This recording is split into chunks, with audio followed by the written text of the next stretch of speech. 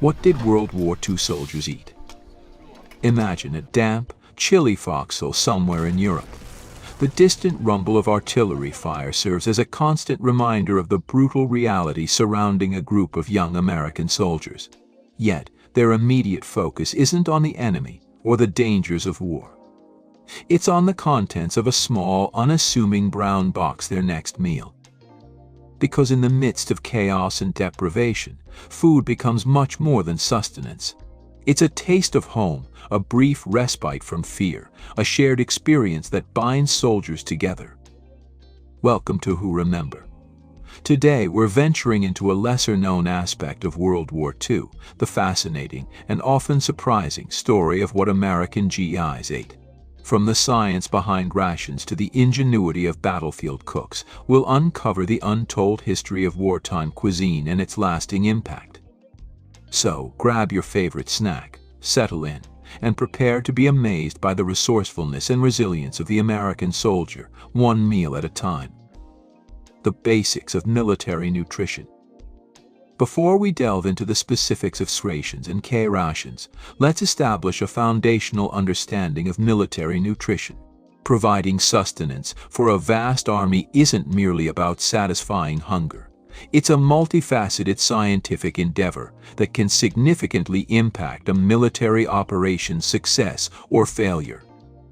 Consider the following. The typical World War II GI expended an extraordinary amount of energy. We're discussing young men, frequently in their late teens or early 20s, who carried heavy equipment, marched long distances, and participated in intense battles. They required substantial fuel to maintain their physical exertion. Military nutrition experts in the 1940s determined that the average soldier needed between 3,000 and 3,600 calories per day. That's nearly double the caloric intake of an average person today. Moreover, it wasn't solely about the quantity of calories. These calories had to be derived from a well-balanced combination of proteins, carbohydrates, and fats to ensure soldiers remained in peak physical condition. However, a significant challenge arose. How could they provide all these essential nutrients in a format that was lightweight, resistant to spoilage, and could be consumed even in the midst of battle? This was the dilemma confronting military food scientists as the United States prepared for war. The 1940s witnessed remarkable advancements in the field of nutritional science. Researchers were uncovering the importance of vitamins, comprehending the role of minerals, and devising methods to preserve foods without compromising their nutritional value. All this newfound knowledge was channeled into creating the ideal combat ration. The outcome? Well, it wasn't always appealing, but it effectively fulfilled its purpose. This leads us to the cornerstone of the American GI's diet, the renowned, or perhaps infamous C-ration. C-rations, the staple of the American GI. That distinct metallic ripping sound, for countless American GIs it signaled mealtime. The C-ration, officially designated as Meal Combat Individual, constituted the foundation of the American soldier's diet during World War II. Let's be forthright, these weren't exactly culinary masterpieces. A typical C-ration came packaged in a brown cardboard box roughly the size of a shoebox. Inside you'd find 3 cans. One large can contain the entree, and I use that term loosely. We're talking about options like meat and beans, meat and vegetable stew, or the infamous ham and lima beans, a combination so universally despised it earned the nickname and motherfuckers. The other 2 cans were smaller. One contained bread or crackers, and the other held dessert, typically canned fruit or a powdered beverage mix. Completing the meal were sugar tablets, salt tablets, and instant coffee. Oh, and let's not forget the crucial accessory, a miniature can opener affectionately dubbed the Pi 38 by soldiers who claimed it required 38 punctures to open a single can. So, what were the troops' sentiments regarding their canned provisions? Well, opinions were certainly diverse. Some soldiers genuinely enjoyed certain meals. Spaghetti and meatballs was a favorite, as was the chopped ham and eggs. But for every well-received item, there were numerous others that soldiers couldn't tolerate. One GI, Bill McAuliffe, recounted, the C-rations weren't bad, except for the ham and lima beans. Nobody ate that except in desperation. Even then, you had to be pretty hungry. Another veteran, James Breach, offered a more vivid description. C-rations tasted like mule turds dipped in soap suds, but it was either eat it or starve. However, here's the crucial point. Despite the soldiers' complaints about C-rations, they represented a significant improvement over the iron rations of World War I.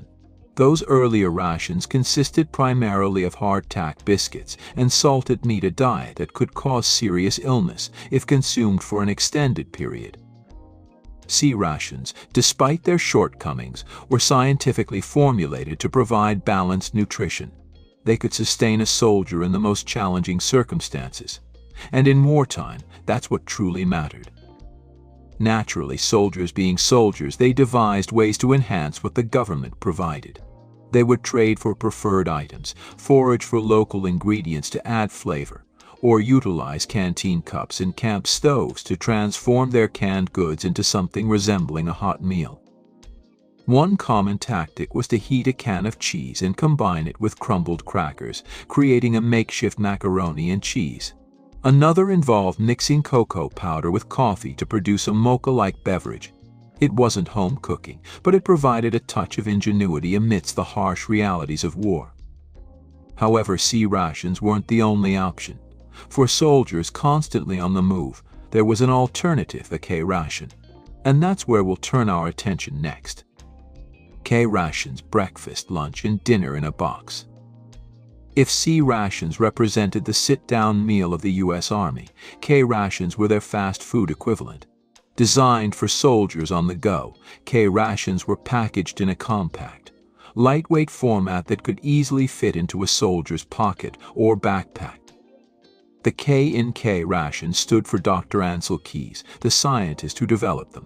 His objective was to create a ration that was lightweight, compact, and capable of sustaining a soldier during short periods of intense physical activity.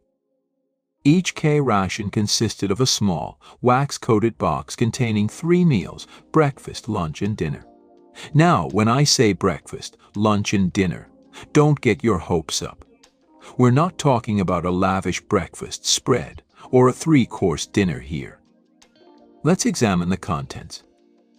The breakfast unit typically included a canned meat product, such as chopped ham and eggs, a fruit bar, biscuits, a powdered beverage, sugar tablets, and of course cigarettes. Because nothing says good morning like processed meat and a cigarette, right? The dinner unit might consist of a cheese product, more biscuits, a candy bar, and bouillon powder. And the supper unit. How about another serving of canned meat, some more biscuits, noticing a pattern here, and maybe some toilet paper if you were fortunate. Each meal provided approximately 800 calories. The concept was that a soldier would consume 3 K-rations per day, providing a total of 2,400 calories. Now, recall the calorie requirements we discussed earlier. Yes, K-rations fell somewhat short. They were never intended to be a long-term solution. So, how effective were K-rations in combat? Well, that depends on who you ask. Some soldiers appreciated their convenience. They were easy to carry, quick to consume, and didn't require heating. One veteran, John Beard, reminisced, K-rations weren't too bad. At least you could eat them on the run. And some of that stuff, like the cheese and the chocolate, was pretty good. But others found them inadequate, especially when consumed over extended periods. Another GI, Frank Mathias, was not a fan. K-rations were terrible. After a while, everything tasted like the wax paper it was wrapped in. The primary issue with K-rations was their insufficient caloric content for highly active soldiers. Troops who relied on K-rations for too long often experienced weight loss and decreased energy levels. This became a significant problem during campaigns like the Battle of the Bulge, where soldiers expended vast amounts of calories in frigid weather conditions. Despite their limitations, K-Rations played a vital role in providing sustenance to troops in situations where traditional field kitchens were unavailable. They allowed for enhanced mobility and flexibility in military operations. But here's where things get interesting. Just as with C-rations, soldiers discovered ways to get creative with their K-rations. And that creativity, that's what we'll delve into next. Creativity in the field. They say necessity is the mother of invention, and let me assure you, nothing fosters necessity quite like being stranded in a war zone with nothing but canned rations and a growling stomach. American GIs might not have been trained culinary professionals, but they demonstrated remarkable ingenuity when it came to enhancing their rations. It was like a daily episode of Chopped Battlefield Edition. One of the most prevalent tactics was heating the canned goods. This might not sound groundbreaking, but believe me, after days of consuming cold Spam, a warm meal could feel like a gourmet experience. Soldiers would utilize any available heat source: camp scales, vehicle engines, even small fires when they could safely do so. John McAuliffe, a veteran of the European theater, recalled, "We'd heat our rations on the manifold of our Jeep, wrap them in tin foil, dry for an hour, and boil a hot dinner." But heating was merely the starting point. Soldiers would engage in trading and bartering for favored items, creating their own personalized menace. The chocolate bars from K-Rations were especially coveted and could be exchanged for almost anything. Then there was the practice of supplementing rations with locally sourced ingredients. Soldiers would forage for fresh fruits and vegetables whenever possible. In Normandy, some units found themselves with an abundance of apples and produced their own applesauce to accompany their meat rations. In the Pacific, troops would fish or hunt local game to diversify their diet. One Marine, Eugene Sledge, wrote about catching land crabs on Peleliu to supplement their rations. They tasted pretty good if you could get past the idea of eating something that looked like a giant spider. Some soldiers became truly resourceful. They would crush biscuits to use as breading for canned meats, creating a sort of battlefield schnitzel. Others would combine different components to invent new dishes. One popular concoction was dubbed jungle stew, a mixture of whatever canned goods were available, heated with water and any foraged vegetables. In Italy, some clever guides discovered how to make pizza using melted cheese from K-Rations spread on toasted biscuits and topped with tomato juice powder. Was it authentic Neapolitan pizza? Not even close. But after weeks of canned hash, it probably tasted divine. Even the much maligned ham and lima beans were given new life by resourceful soldiers. Some would mash them, form them into patties and fry them, creating a type of bean burger. But it wasn't solely about the food itself. The act of preparing and sharing these improvised meals became a significant social ritual for soldiers. It was a way to bond, to establish a sense of normalcy amidst the chaos of war, and to exert some control over their lives in a situation where they often felt powerless. As one veteran expressed it, those meals we cooked up together, they weren't just about filling our stomachs. They were about filling our souls. For a moment, we weren't just soldiers. We were friends having dinner together. This creativity and camaraderie surrounding food played a vital role in maintaining morale. However, not all meals were DIY affairs. Whenever feasible, the Army endeavored to provide hot, fresh meals. And that's where the unsung heroes of military cuisine entered the picture, the cooks and quartermasters. The role of quartermasters and cooks. Behind every army that marches on its stomach, there's a team of unsung heroes making it all possible. I'm referring to the quartermasters and cooks, the individuals responsible for transforming mountains of supplies into meals for millions. Now, being a military cook in World War II wasn't exactly a glamorous profession. These weren't celebrity chefs with their own television shows. These were often regular soldiers who were handed an apron and told, "Congratulations, you're now in charge of feeding a company." The training for Army cooks was brief but intensive. They had to learn how to prepare meals for hundreds of people simultaneously, often with limited ingredients and even more limited equipment. And they had to accomplish all this while adhering to strict nutritional guidelines. One veteran cook, Frank Gomez, recalled, "They taught us how to make everything from scratch. Breads, cakes, even how to butcher. We had to be prepared for anything." But the true challenge arose when these cooks had to practice their craft in the field. Imagine attempting to set up a kitchen in the midst of a war zone.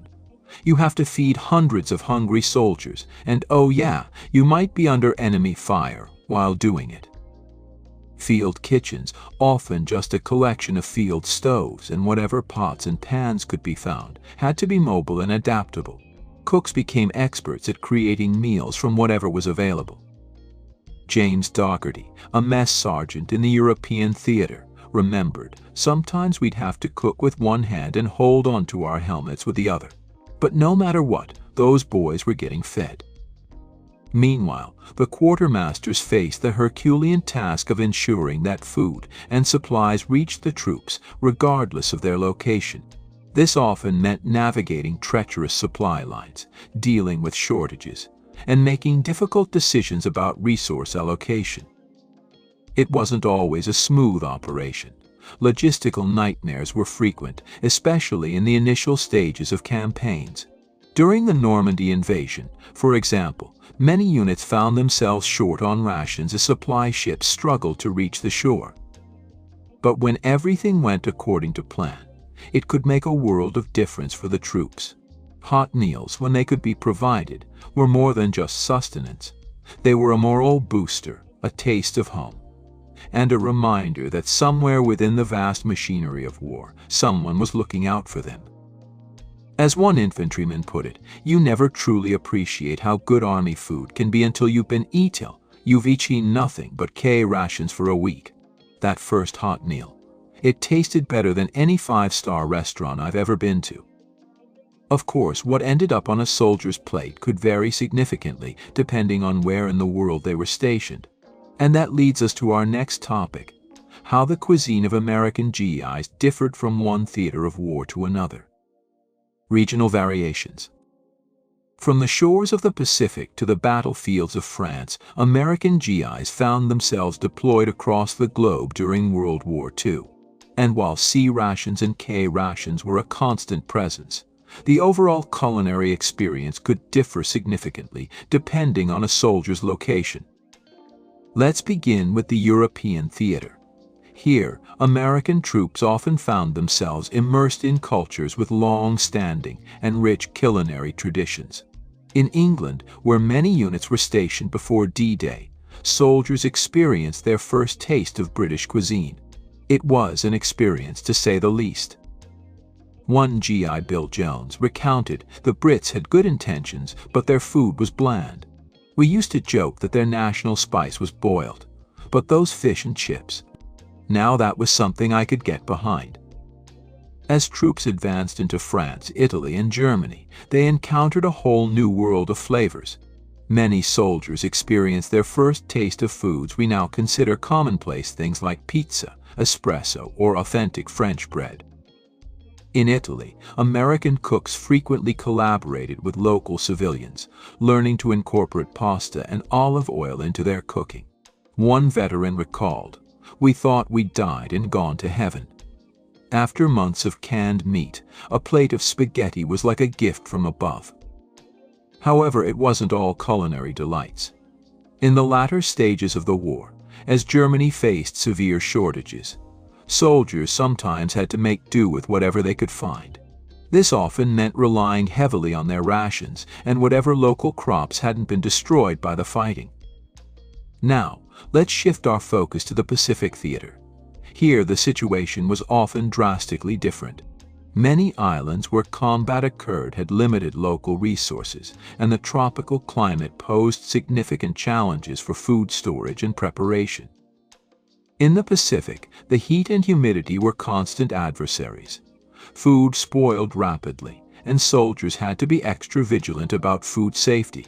One veteran, Tom Hansen, remembered, "You'd open a can of rations, and if you didn't eat it innately, it would be crawling with maggots in no time. The jungle was unforgiving. But it wasn't all bad news.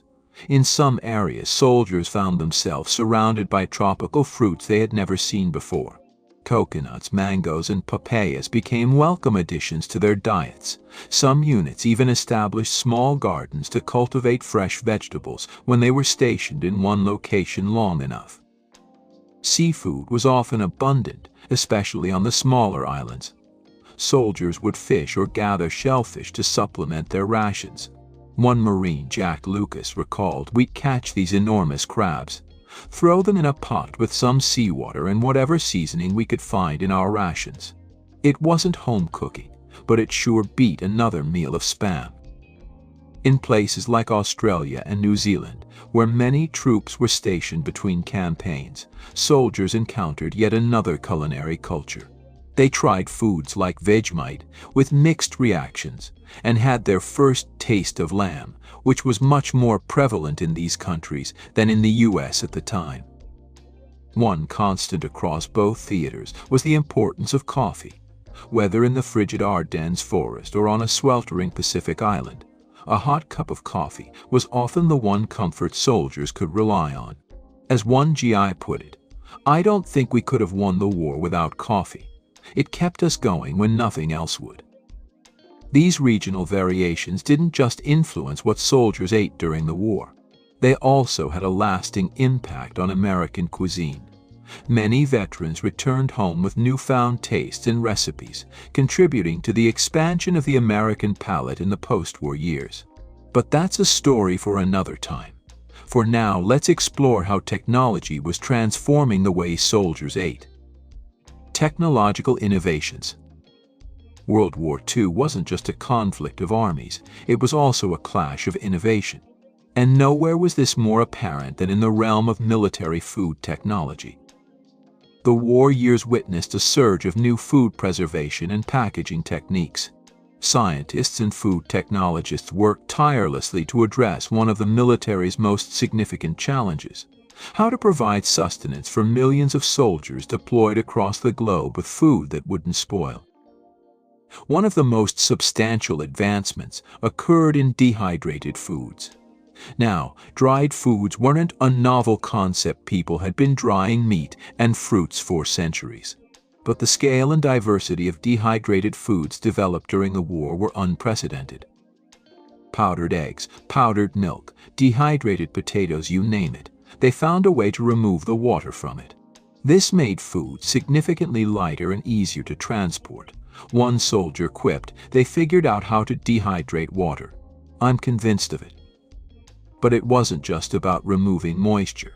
Food scientists also made tremendous progress in developing new types of canned goods that could withstand extreme conditions. They created cans that could be exposed to intense heat or cold without bursting or spoiling the contents. Packaging was another area of innovation. The development of new plastics and waterproof coatings meant that food could be protected from the elements more effectively than ever before. This was especially crucial in the humid environments of the Pacific, where traditional paper packaging would quickly deteriorate. One of the most intriguing innovations was something called the jungle ration. Designed specifically for troops in tropical climates, it included foods that were resistant to mold and less likely to attract insects. It even came with water purification tablets, a true lifesaver in areas where clean water was scarce. But perhaps the most renowned or notorious technological innovation of the war was good old Spam. This canned meat product, consisting of pork shoulder meat, ham meat, salt, water, sugar, and sodium nitrite, became a staple of military diets. It was inexpensive, didn't require refrigeration, and provided a substantial amount of protein. Soldiers had a love-hate relationship with it, but there's no denying its impact. One veteran, Bill Malden, summarized it aptly: "The Army has a way of making Spam seem like rare roast beef. To a starving soldier, Spam tastes like steak."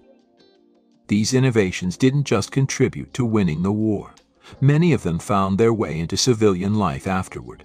Instant coffee, powdered orange juice, and yes, even Spam became common items in American pantries. But food isn't solely about nutrition and technology. It's also about psychology. And in wartime, the psychological impact of food can be just as important as its caloric content. That's what we'll explore next. The psychological impact of food. When you're far from home, facing danger on a daily basis, something as simple as a familiar taste can be incredibly powerful. For American GIs, food wasn't just fuel, it was a lifeline to normalcy, a reminder of what they were fighting for. The military understood this. That's why they invested so much effort in trying to provide traditional American meals whenever possible, especially during holidays. Turkey at Thanksgiving, ham at Christmas, these weren't just meals, they were morale boosters. One veteran, Frank Thompson, recounted a Thanksgiving in France. We were cold, tired, and hadn't had a hot meal in weeks. Then, unexpectedly, the cooks managed to prepare turkey and all the trimmings. For a brief moment, we weren't soldiers in a foxhole. We were back home with our families. Comfort foods played a significant role in maintaining soldiers' mental well-being. Items like chocolate bars, chewing gum, and cigarettes were included in rations not just for their caloric value, but also for their psychological benefits. They provided small pleasures amidst hardship. Even the much maligned C and K rations served a psychological purpose. As monotonous as they could be, they provided consistency in an otherwise chaotic environment. Soldiers could rely on them being there, day in and day out. The military also recognized the importance of food in fostering camaraderie among troops. Sharing a meal, even if it was just heating up cans of rations together, created bonds between soldiers. It was a moment of shared experience, a time to relax and connect with one another. One fascinating phenomenon was the development of acquired tastes for certain ration items. Foods that soldiers might have rejected back home became cherished favorites in the field. The chocolate D ration bar, for example, was intentionally designed to have a slightly unpleasant taste to discourage soldiers from eating it, except in emergencies. But many grew to love its unique flavor. John McAuliffe reminisced, "That chocolate could survive a nuclear blast, I swear." But after a while, regular chocolate just didn't taste right anymore. We'd gotten used to the good stuff. Food from home was especially valued. Care packages containing homemade cookies or canned goods from Mom's pantry were treasured possessions. They weren't just food, they were a tangible connection to loved ones and the life soldiers had left behind. But it wasn't all positive. Food could also be a source of stress and conflict. Inequalities in food distribution could lead to resentment between units. And for soldiers who were prisoners of war, food, or the lack thereof, became a daily struggle for survival. As we conclude our exploration of the cuisine of American GIs in World War II, it's evident that food was much more than just sustenance. It was comfort, it was home, it was a weapon, and sometimes it was hope. And its impact didn't cease when the war ended. Let's examine the lasting legacy of wartime cuisine. Legacy and influence. When the guns of World War II fell silent, the soldiers returned home. But they brought back more than just victory. They carried with them new tastes, new foods, and new attitudes about eating that would transform American cuisine forever. Firstly, let's discuss Spam. Yes, that canned meat that was the bane of many a GI's existence during the war. It didn't vanish. Instead, it found its way onto grocery store shelves across America. Some veterans couldn't bear to look at it, but others had developed a fondness for it. Today, Spam remains popular, particularly in places like Hawaii and Guam, where it was introduced during the war. But it wasn't just about specific products. The war exposed millions of Americans to cuisines they had never encountered before. Soldiers stationed in Italy returned home craving pizza and pasta. Those who had fought in the Pacific had acquired a taste for tropical fruits. This helped ignite a culinary revolution in post-war America as people became more adventurous in their eating habits. The technology developed for military rations also had a significant impact on the food industry. freeze-dried coffee, powdered orange juice, instant mashed potatoes, all these convenience foods that became staples in 1950s and 60s kitchens had their origins in wartime innovations. One veteran turned entrepreneur, Carl Sandburg, recalled, "After the war, I couldn't believe people actually wanted to buy the stuff we ate in the field.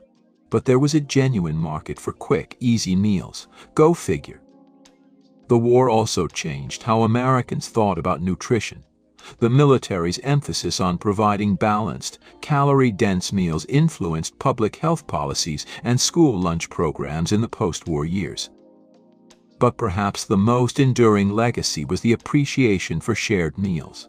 Many veterans spoke about how the experience of eating together in the military, whether it was a hot meal in the mess hall or sharing rations in a foxhole, stayed with them.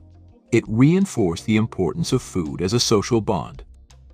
Frank Miller, a veteran who became a restaurateur after the war, expressed it this way: "In the Army, we learned that a meal wasn't just about filling your stomach. It was about coming together, sharing stories, supporting each other. That's what I tried to create in my restaurant, not just good food, but a place where people could connect." As we reflect on the cuisine of American GIs in World War II, it's evident that it was about much more than simply keeping soldiers fed. It was a crucial element of the war effort, a testament to American ingenuity and a profound human experience that shaped a generation. From the factories where rations were produced to the field kitchens on the front lines, from the scientists developing new preservation techniques to the cooks performing miracles with limited ingredients, food played a vital role in winning the war. But more importantly, it serves as a reminder of the human side of war. Behind every can of rations, every improvised meal, every Thanksgiving turkey somehow delivered to the front lines, there were real people, hungry, homesick, courageous individuals doing their best in extraordinary circumstances. So the next time you open a can of Spam, or instant coffee, or any of the convenience foods we take for granted today, remember the soldiers of World War II. Their experiences, their sacrifices, and yes, their meals helped shape the world we inhabit today. From scientific innovation to battlefield creativity, the cuisine of World War II American GIs is a testament to human adaptability and the enduring power of food. It's a story that deserves to be remembered and shared. If you found this video insightful, be sure to explore the rest of our World War II series. Don't forget to subscribe and share Who Remembers.